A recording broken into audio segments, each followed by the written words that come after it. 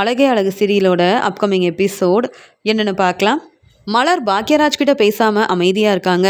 உடனே பாக்யராஜ் வீட்டுக்கு வந்த உடனே, என்ன மலரு, நான் வீட்டுக்கு வந்து எவ்வளோ நேரம் ஆகுது, நீ வந்து என்கிட்ட பேசவும் இல்லை, காஃபி கொடுக்கவும் இல்லை, என்கிட்ட ஏன் மலரு பேசவே மாட்டிக்கிற அப்படின்னு கேட்கும்போது, என்ன பேச சொல்கிறீங்க பாக்யராஜ், உங்களுக்கு உங்கள் அம்மாவை தான் பிடிக்கும், நான் எப்பயுமே ராஜலக்ஷ்மி அத்தை பேச்சை கேட்கணும்னு நினைக்கிறீங்க, அவங்க ஒவ்வொரு வேலையாக சொல்லிக்கிட்டே இருக்காங்க, நான் எப்பயுமே கிச்சனில் தான் இருக்கேன், கொஞ்ச நேரம் ரெஸ்ட் எடுக்க கூட நம்ம ரூமுக்கு வர முடியல, அப்படி இருக்கும்போது நீங்கள் வீட்டுக்கு வந்ததே எனக்கு தெரியாது, அதனால தான் உங்ககிட்ட வந்து பேசலை அப்படின்னு சொல்லும்போது, சரி மலரு, அதான் இப்போ தெரியுதுல்ல, காஃபி கொடுக்க வேண்டியதானே அப்படின்னு சொல்லும்போது, ஆமாங்க, இப்போ தான் கிச்சனில் இருக்க வேலையை செஞ்சுட்டு இருந்தேன், உங்களுக்கு வேறு காஃபி வேணுமா, மறுபடியும் வேலை செய்யணுமா அப்படின்னு சொல்கிறாங்க. இல்லை மலரு, இன்னைக்கு ஆஃபீஸில் நிறைய வேலை இருந்தது, அதனால தான் அப்படின்னு சொல்கிறாங்க.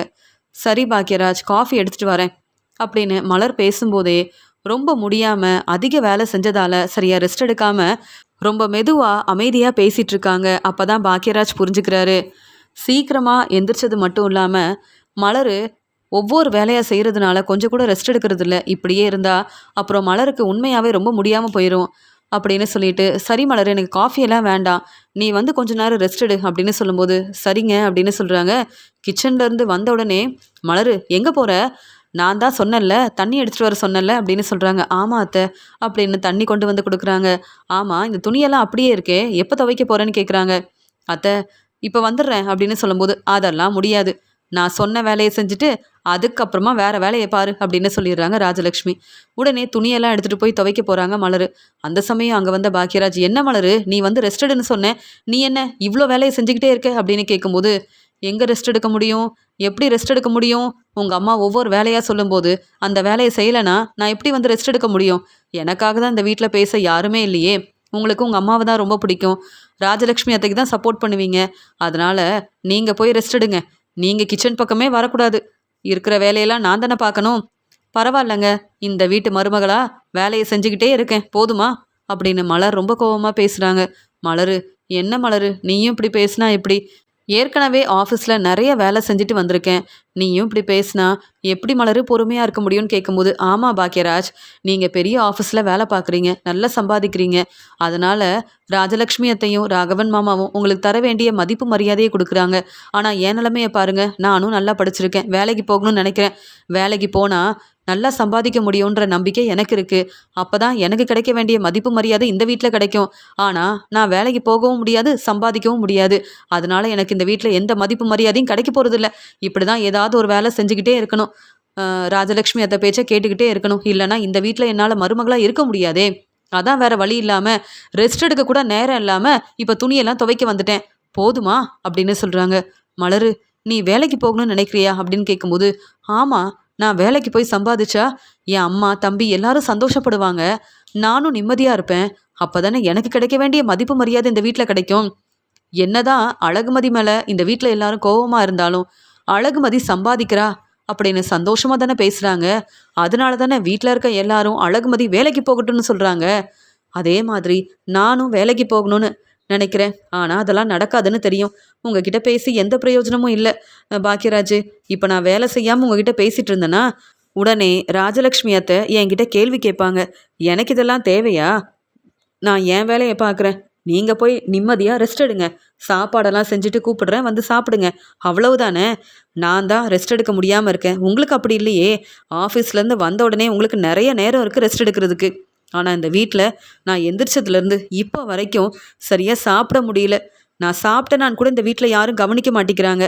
அந்த நிலமையில தான் இந்த வீட்டில் நான் இருக்கிறேன், போதும் உங்ககிட்ட பேசி எந்த பிரயோஜனமும் இல்லை பாக்யராஜ் அப்படின்னு சொன்ன உடனே பாக்யராஜ் என்ன செய்யணும்னு தெரியாமல் தன்னுடைய ரூமுக்கு வராரு.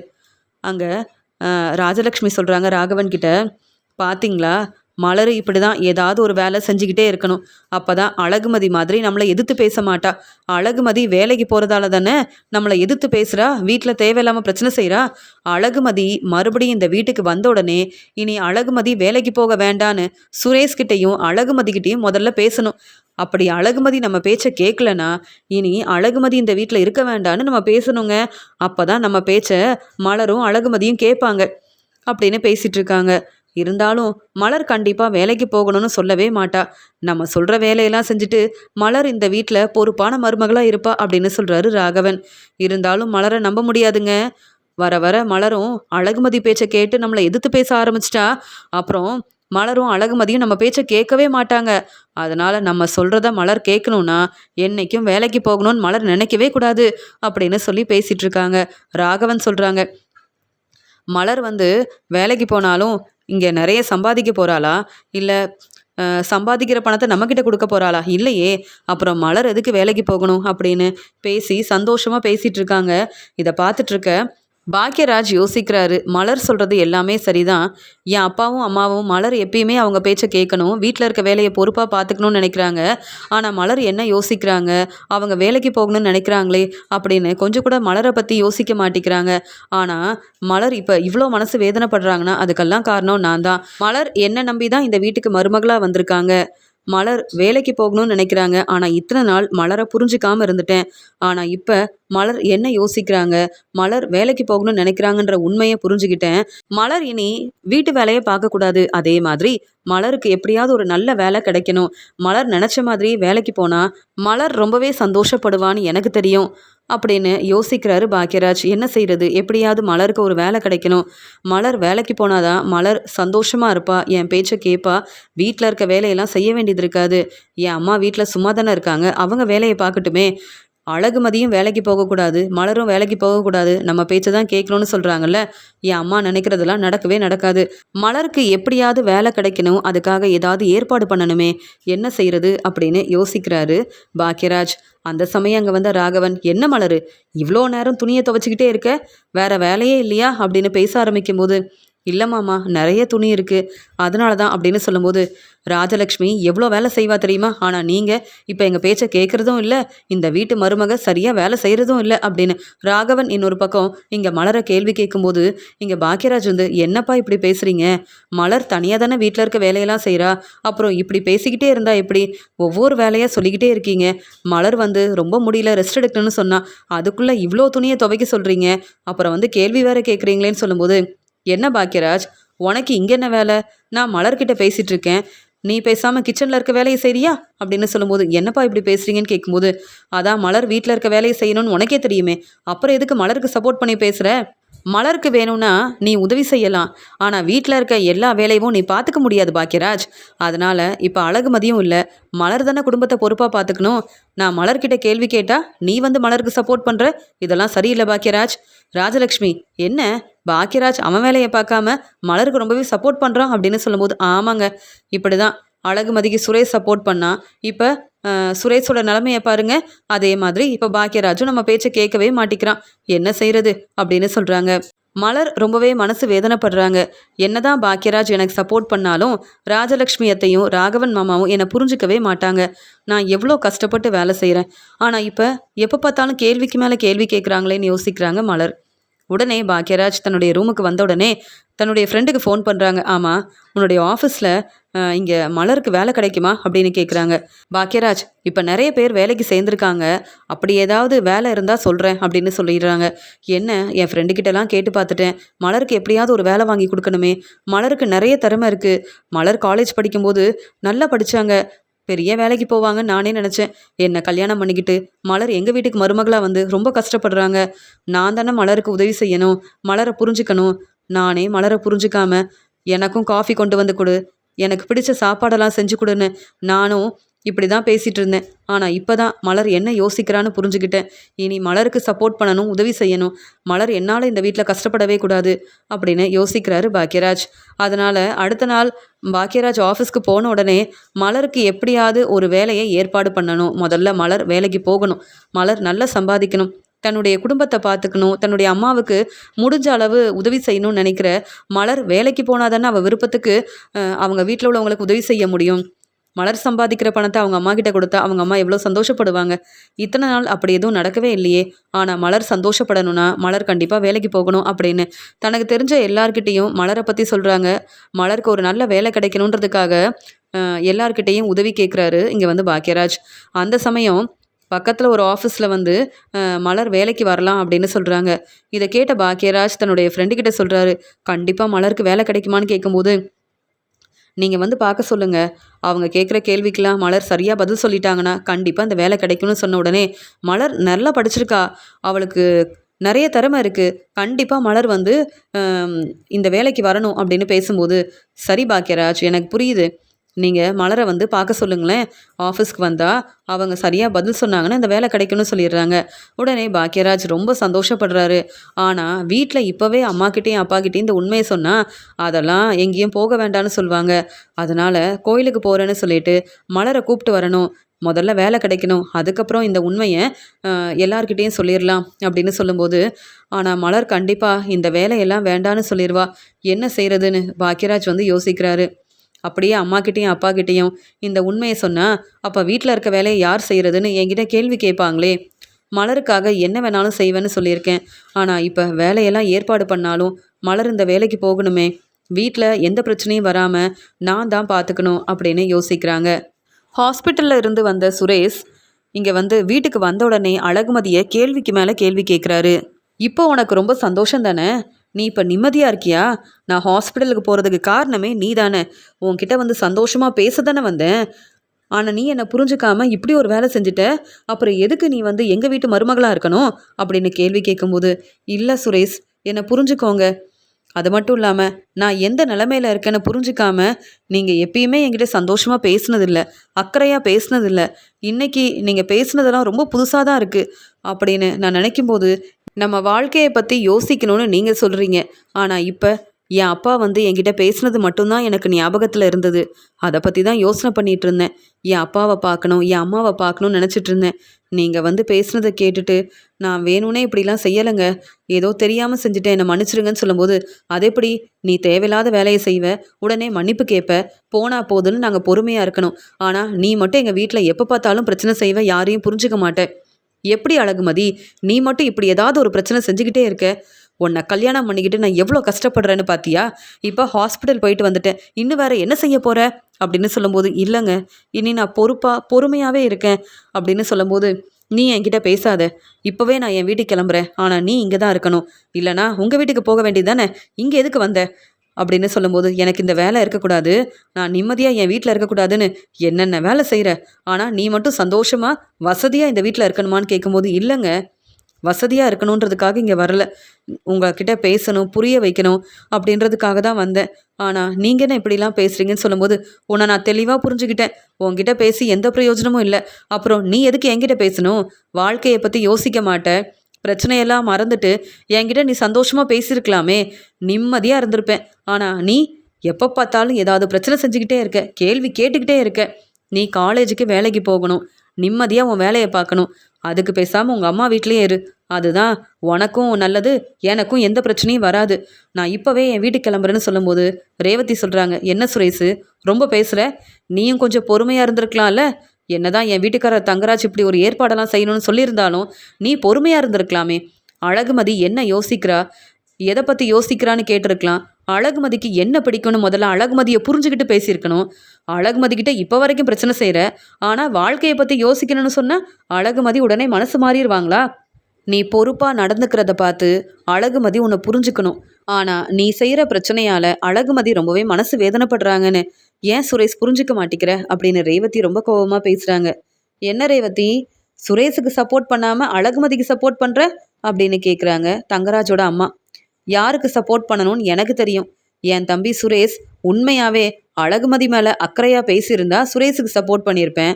ஆனால் என் வீட்டுக்காரர் தங்கராஜ் பேச்சை கேட்டு தானே பேச போயிருக்காரு. அதனால தான் உண்மையை புரிஞ்சுக்கிட்டு பேசுகிறேன். அதனால அழகுமதிக்கு தான் நான் சப்போர்ட் பண்ணுவேன். நீங்கள் பேசாமல் கொஞ்ச நாள் இங்கேயே இருங்க.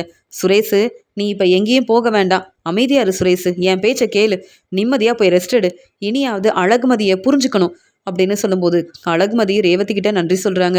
நீங்களாவது என்னை புரிஞ்சுக்கிட்டீங்களே, அதுவே போதும். நான் வேணும்னே இப்படிலாம் செய்யலைங்க, ஆனால் இப்படி நடக்கணும்னு நான் யோசிக்கவும் இல்லை, நான் கொஞ்சம் பொறுமையாக இருந்திருக்கலாம் அப்படின்னு மனசு வேதனைப்படுறாங்க அழகுமதி. இங்கே பாக்யராஜ் வீட்டுக்கு வந்த உடனே மலர்கிட்ட ரொம்ப சந்தோஷமாக பேசுகிறாங்க. மலர், எங்கேயாவது போயிட்டு வரலாமான்னு கேட்கும்போது, எங்கே போகணும், எனக்கு வீட்டில் நிறைய வேலை இருக்குது அப்படின்னு சொல்கிறாங்க. இல்லை மலர், உனக்கு பிடிச்ச இடத்துக்கு போயிட்டு வரலான்னு சொல்கிறாங்க. இல்லைங்க, என் அம்மா வீட்டுக்கு போகணும்னு தான் நினைக்கிறேன். அவங்க வீட்டுக்கு போக முடியாதே, அப்புறம் ராஜலக்ஷ்மி அத்தைக்கு தெரிஞ்சா தேவையில்லாமல் பேசுவாங்க, எங்கேயும் போக வேண்டாம் அப்படின்னு சொல்கிறாங்க. நாளைக்கு நம்ம கோயிலுக்கு போகிறோம், அப்படியே உங்கள் வீட்டுக்கு போயிட்டு வரலாம், சரியா மலர் அப்படின்னு சொல்லும்போது, உண்மையாக தான் சொல்கிறீங்களா பாக்கியராஜ்? இல்லை, ராஜலக்ஷ்மி அத்தை பேச்சை தானே கேட்பீங்க, இப்போ என்ன புதுசாக இப்படிலாம் பேசிகிட்டு இருக்கீங்கன்னு கேட்கும்போது, மலர் நீ வீட்லேயே இருக்க, நானும் எனக்கு நிறைய வேலை இருக்குன்னு ஆஃபீஸ்க்கு போயிடுறேன். நீ தனியாகவே தானே இருக்க, எங்கேயும் போகிறதில்ல, உங்கள் அம்மா கிட்ட கூட பேசுறதில்ல. அப்படி இருக்கும்போது நான் தானே உன்னை நல்லா பார்த்துக்கணும் அப்படின்னு சொல்கிறாங்க. அங்கே ஆஃபீஸ்க்கு போகணும், மலருக்கு இந்த வேலையை ஏற்பாடு பண்ணி கொடுக்கணுன்றதுக்காக தான் இப்படிலாம் பேசிகிட்டு இருக்காரு பாக்யராஜ். உண்மை என்னன்னு தெரியாமல் மலர் வந்து ரொம்ப சந்தோஷமாக, அப்போ நாளைக்கு நம்ம கோயிலுக்கு போகிறோமா, இப்போ தாங்க ரொம்ப சந்தோஷமாக இருக்குன்னு பேசுகிறாங்க. அடுத்த நாள் சீக்கிரமாக வேலையெல்லாம் முடிச்சுட்டு இங்கே கோயிலுக்கு கிளம்புறாங்க மலர். அம்மா கோயிலுக்கு போயிட்டு வரோன்னு சொல்லும்போது, என்ன மலருக்கு என்ன பிறந்த நாளா? இல்லையே. அப்படி இருக்கும்போது இப்போ எதுக்கு கோயிலுக்கு போகணும்?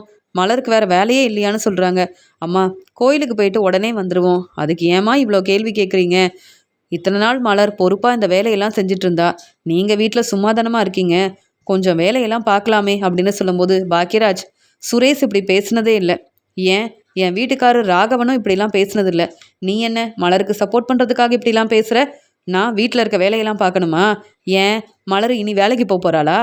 மலர் வேலைக்கு போனா நானும் வீட்டில் இருக்க வேலையை பார்க்குறேன், போதுமா பாக்யராஜ்? மலருக்கு வேலை கிடைக்க போகிறதும் இல்லை, நான் வீட்டில் இருக்க வேலையை செய்ய போகிறதும் இல்லை அப்படின்னு மலரை பார்த்து பேசுகிறாங்க ராஜலக்ஷ்மி. அத்தை ஏன் இப்படி பேசுகிறீங்க? நானும் தான் நல்லா படிச்சிருக்கேன், எனக்கு வேலை கிடைக்காதா என்ன அப்படின்னு கேட்குறாங்க மலர். அது எப்படி வேலை கிடைக்கும்? பாக்யராஜுக்கு நிறைய திறமை இருக்குது, அதனால் பாக்யராஜ் பெரிய வேலைக்கு போகிறான், சுரேஷுக்கும் பொறுப்பான வேலை கிடச்சிருக்கு, ஆனால் நீ எப்படி வேலை பார்க்க முடியும் அப்படின்னு சொல்கிறாங்க. பார்த்தீங்களா ராஜலக்ஷ்மி அத்தை எப்படி பேசுகிறாங்கன்னு? சரி, இதுக்கு மேலே பேசினா தேவையில்லாமல் பிரச்சனை செய்வாங்க, நம்ம கிளம்பலாம் பாக்யராஜ் அப்படின்னு சொல்கிறாங்க. பாக்யராஜ் முதல்ல மலரை கோயிலுக்கு கூப்பிட்டு போகிறாங்க, அதுக்கப்புறம் அங்கே ஆஃபீஸ்க்கு கூப்பிட்டு போகிறாங்க. என்ன பாக்யராஜ், என்னை எதுக்கு இந்த ஆஃபீஸ்க்கு கூப்பிட்டு வந்திருக்கீங்க அப்படின்னு கேட்கும்போது, என்ன மலர் நீ தானே வேலை பார்க்கணுன்னு சொன்னேன், எனக்கு வேலை கிடைக்குமான்னு கேட்டியே, உனக்கு வேலை கிடைக்க போகுது, இனி இந்த ஆஃபீஸில் நீ வேலை பார்க்க போகிறேன்னு சொல்லும்போது, பாக்யராஜ் என்ன பேசுகிறீங்க? அதான் ஏற்கனவே ராஜலக்ஷ்மி அத்தை சொன்னாங்கல்ல, நான் வேலைக்கு போக முடியாது, என்னால் சம்பாதிக்க முடியாதுன்னு. இப்படி நீங்களும் தேவையில்லாமல் பேசுகிறீங்களே, நம்ம வீட்டுக்கு கிளம்பலாம் வாங்க அப்படின்னு சொல்லும்போது, முதல்ல நீ இந்த சார்கிட்ட பேசு அப்படின்னு சொல்லும்போது, அங்கே இருக்கிற அந்த சார்கிட்ட வந்து மலர் பேசுகிறாங்க. மலர் வந்து நல்லா படிச்சிருக்காங்க, அவங்க கேட்குற கேள்விக்கெலாம் மலர் சரியாக பதில் சொல்கிறாங்க, அதனால மலருக்கும் வேலை கிடைக்குது. மலர் நாளையிலேருந்து நீங்கள் இங்கே வேலைக்கு வரலான்னு சொல்லிடுறாங்க. உண்மையாக தான் சொல்கிறீங்களா அப்படின்னு கேட்டது மட்டும் இல்லாமல் பாக்யராஜ் கிட்ட சொல்கிறாங்க. என்ன பாக்யராஜ், எனக்காக தான் இந்த ஏற்பாடெல்லாம் செஞ்சீங்களான்னு சொல்லும்போது, ஆமாம் மலர், நீ எவ்வளோ கஷ்டப்படுற, தனியாக வீட்டில் இருக்க வேலையெல்லாம் செய்கிற, என் அம்மாவும் அப்பாவும் புரிஞ்சிக்க மாட்டேங்கிறாங்க, அவங்க நீ வீட்டில் இருக்க வேலையை மட்டும்தான் செய்யணும், எந்த வேலைக்கும் போகக்கூடாது, அப்போ தான் நீ அவங்க பேச்சை கேட்பன்னு பேசிகிட்டு இருந்தாங்க, அப்போ தான் உன்னை நான் புரிஞ்சுக்கிட்டேன் மலர், நீ வேலைக்கு போகணும்னு நினைக்கிற, உனக்காக நான் உதவி செய்ய வேண்டாமா?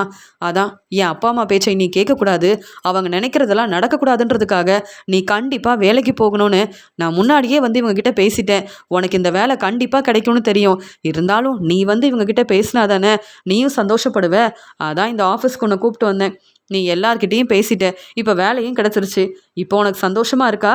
இப்போ உங்கள் வீட்டுக்கு போகலாமா? உங்கள் அம்மா கிட்டேயும் தம்பிக்கிட்டேயும் சொன்னேன்னா அவங்க ரொம்ப சந்தோஷப்படுவாங்க அப்படின்னு சொல்கிறாரு பாக்யராஜ். உடனே மலர் ரொம்ப சந்தோஷமா, பாக்யராஜ் நான் உண்மையாகவே நாளையிலேருந்து இங்கே வேலைக்கு வர போகிறேன்னா, இல்லை எதுக்காக கேட்குறேன்னா, இந்த உண்மையை ராஜலக்ஷ்மி அத்தை ராகவன் மாமா கிட்ட சொன்னோன்னா நான் கண்டிப்பாக வேலைக்கு போகவே வேண்டான்னு சொல்லுவாங்க, அதனால தான் இவங்க எல்லாரும் என் மேலே ரொம்ப நம்பிக்கை வச்சுருக்காங்க, நான் கண்டிப்பாக வேலைக்கு வரணும்னு நினைக்கிறாங்க, இப்போவே இவங்ககிட்ட நான் வேலைக்கு வரலன்னு சொல்லிட்டுமான்னு கேட்குறாங்க. உனக்கு கிடைச்ச முதல் வேலை இது, இந்த வேலையை வேண்டான்னு சொல்ல போறியா? எவ்வளோ கஷ்டப்பட்டு இந்த வேலை உனக்கு கிடச்சிருக்கு, நீ சரியாக பதில் சொல்லியிருக்க, நீ கண்டிப்பாக இந்த வேலையில் சேரணும். என்னுடைய அம்மாவும் அப்பாவும் நீ வேலைக்கு போகவே கூடாதுன்னு நினைக்கிறாங்க, ஆனால் எனக்கு நம்பிக்கை இருந்தது, இந்த வேலை உனக்கு கண்டிப்பாக கிடைக்கும்னு நினச்சேன், அதே மாதிரி இனி நீயும் வேலைக்கு போக போகிற மலர் அப்படின்னு சொல்கிறாரு பாக்யராஜ். இதை கேட்டுட்டு மலர் ரொம்ப சந்தோஷப்படுறாங்க. மலர் நினச்ச மாதிரியே மலரை அவங்க அம்மா வீட்டுக்கு கூப்பிட்டு போகிறாரு பாக்யராஜ். அவங்க அம்மா கிட்ட உண்மையை சொல்கிறாங்க. மலர் எனக்கு வேலை கிடச்சிருக்குமா, இனி நம்ம குடும்பத்தை நான் பார்த்துப்பேம்மா, நீங்கள் கவலைப்படாமல் இருங்கன்னு சொல்லும்போது, இல்லை சம்மந்தி நீ வேலைக்கு போக சரின்னு சொல்லுவாங்களா? மலரு நீ வேலைக்கு போக வேண்டாம், இதனால் உனக்கு தான் நிறைய பிரச்சனை வரும் அப்படின்னு மலரோட அம்மா சொல்கிறாங்க. உடனே பாக்யராஜ் சொல்கிறாரு, நான் பேசிக்கிறேன், என் அம்மா அப்பா பேச்சை இனி மலர் கேட்க வேண்டாம், நான் தானே இந்த வேலைக்கு போகணும்னு சொல்லியிருக்கேன், மலர் என் பேச்சை கேட்டால் மட்டும் போதும், இனி மலர் சம்பாதிக்கிற பணத்தை கண்டிப்பாக உங்ககிட்ட தான் கொடுப்பா, நீங்கள் சந்தோஷப்படணுன்றதுக்காகவே மலர் கண்டிப்பாக வேலைக்கு போவா அப்படின்னு சொல்லும்போது, இத்தனை வருஷம் மலர் வேலைக்கு போகலையேன்னு நினச்சேன், மலர் நல்லா படிச்சிருக்கா, ஆனால் மலருக்கு எந்த வேலையும் கிடைக்கலையே நினச்சேன். பாக்கியராஜ், இப்போ உங்களால தான் மலர் சந்தோஷமா இருக்கா, வேலைக்கு போக போறா. எனக்கு ரொம்ப சந்தோஷமா இருக்குன்னு சொல்றாங்க மலரோட அம்மா.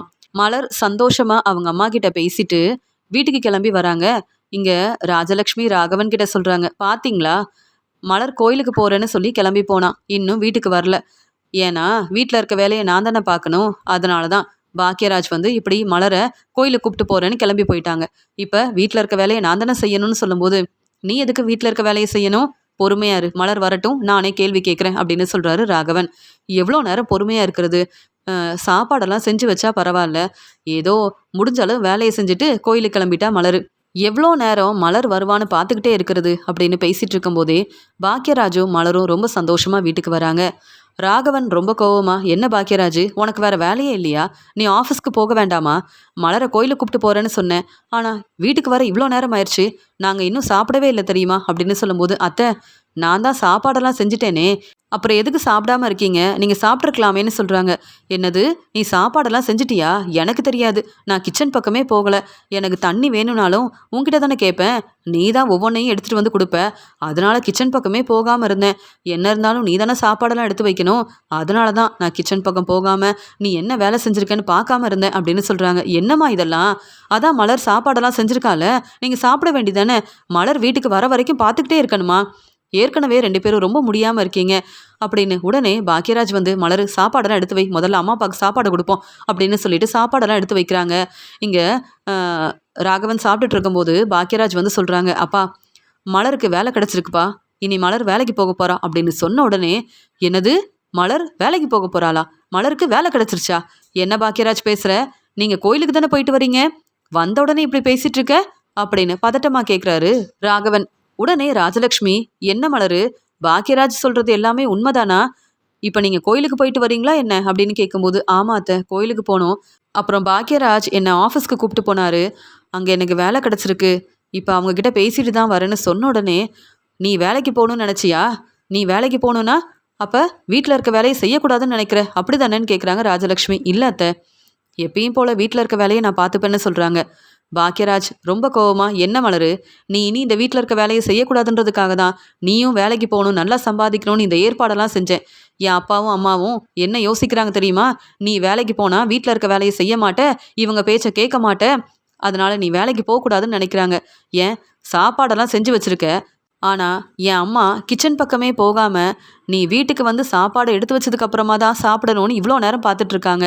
இப்படி இவங்க சொல்கிற வேலையெல்லாம் செஞ்சுக்கிட்டே இருந்தேன்னா எப்போ அவங்க வேலையை அவங்க செய்வாங்க? தண்ணியெல்லாம் எடுத்து கொடுக்கணும், இவங்க ஒவ்வொரு வேலையாக சொல்லுவாங்க, நீ செஞ்சுக்கிட்டே இருக்கணும்.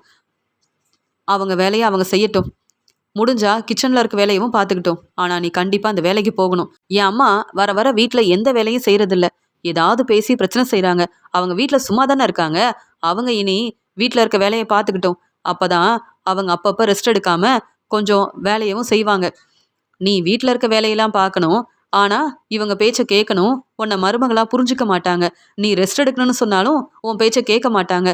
வீட்டில் என்ன நடக்குதுன்னு நானும் பார்த்துக்கிட்டே தான் இருக்கேன். எல்லாரும் மலர்கிட்ட கேள்வி கேட்குறீங்கல்ல, இனி மலர் வேலைக்கு போயிடுவா.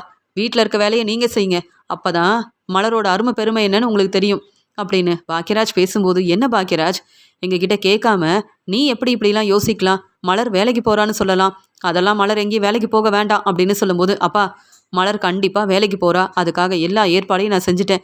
நாளைக்கே மலர் வேலைக்கு போகிறா, நான் தான் மலரை வேலைக்கு கூப்பிட்டு போக போகிறேன். நீங்கள் தேவையில்லாமல் பேசவும் வேண்டாம், கேள்வி கேட்கவும் வேண்டாம். இப்போ நிம்மதியாக சாப்பிட்டுட்டு எப்பயும் போல் நிம்மதியாக ரெஸ்ட் எடுங்க. ஆனால் நாளையிலேருந்து நீங்கள் தான் வீட்டில் இருக்க வேலையை பார்த்துக்கணும். மலரு, நீ வந்து ரெஸ்ட் எடு, இனி என் அம்மா பேச்சை நீ கேட்க வேண்டாம் அப்படின்னு சொல்லும்போது, என்னங்க, நம்ம வந்து மலர் வேலைக்கு போக மாட்டான்னு நினச்சா இங்கே பாக்கியராஜ் மலருக்காக வேலையெல்லாம் ஏற்பாடு பண்ணியிருக்கான். அப்போ உண்மையாகவே மலர் வேலைக்கு போகிறாளா அப்படின்னு சொல்லும்போது பாக்கியராஜ் உடனே, ஆமாம்மா, நான் சொல்கிறது எல்லாமே உண்மைதான். இனி மலர் வீட்டில் இருக்க வேலையை செய்ய போகிறதில்ல, மலருக்கு நீங்கள் தான் சப்போர்ட் பண்ணணும், மலர் வேலைக்கு போக தான் போகிறா அப்படின்னு பாக்கியராஜ் மறுபடியும் பேசுகிறாரு. இதை கேட்டுட்டு இருக்க ராஜலக்ஷ்மி ரொம்பவே மனசு வேதனைப்படுறாங்க. ஏற்கனவே அழகுமதி நம்ம பேச்சை கேட்க மாட்டேங்கிறா, இப்போ மலர் வேறு வேலைக்கு போகணும் அப்படின்னு பாக்கியராஜ் நம்ம பேச்சை கேட்காம இப்படிலாம் செய்கிறானே. இப்போ மலரும் ரொம்ப சந்தோஷமாக இருக்கா, மலர் நினச்ச மாதிரி வேலை வேறு கிடச்சிருச்சு, மலர் கண்டிப்பாக வேலைக்கு போக மாட்டா, நம்ம பேச்சை மட்டும்தான் கேட்பான்னு நினச்சேன். மலருக்கு வேலை கிடைக்காதுன்னு நினச்சேன். அதுக்குள்ளே மலருக்கு இப்படி நல்ல வேலை கிடச்சிருக்கு. மலர் சம்பாதிக்க போறா. அப்போ மலர் வீட்டில் இருக்க எந்த வேலையும் செய்ய மாட்டா. நான் தான் மலருக்காக சமைச்சு கொடுக்கணுமா? சீக்கிரமாக எந்திரிச்சு வீட்டில் இருக்க வேலையெல்லாம் பார்க்கணுமா? அப்படின்னு ராஜலக்ஷ்மி யோசிக்கிறாங்க. அடுத்த நாள் மலர் ரொம்பவே சந்தோஷமாக வேலைக்கு கிளம்புறாங்க. எல்லாருக்கும் சாப்பாடெல்லாம் எடுத்து வச்சுட்டு மலர் ரொம்ப நிம்மதியாக சந்தோஷமாக வேலைக்கு கிளம்புறாங்க. நான் நினச்ச மாதிரியே இன்னையிலேருந்து நான் வேலைக்கு போக போகிறேன். இனி ராஜலக்ஷ்மி அத்தை, ராகவன் மாமா தேவையில்லாமல் பேசி பிரச்சனை செய்ய மாட்டாங்க, என்னை கேள்வி கேட்க மாட்டாங்கன்னு ரொம்ப சந்தோஷமாக இருக்காங்க மலர். மலர் நினச்ச மாதிரியே மலருக்கு வேலை கிடச்சிருச்சு. மலர் ரொம்பவே சந்தோஷமாக இருக்காங்க அப்படின்னு பாக்யராஜ் யோசிக்கிறாரு. பாக்யராஜ் செஞ்ச உதவியால் மலருக்கு வேலை கிடச்சிருச்சு. மலர் நம்ம பேச்சை கேட்காம இப்போ வேலைக்கும் போகிறாங்களே அப்படின்னு பாக்யராஜ் மேலே ரொம்பவே கோபமாக இருக்காங்க ராஜலக்ஷ்மி.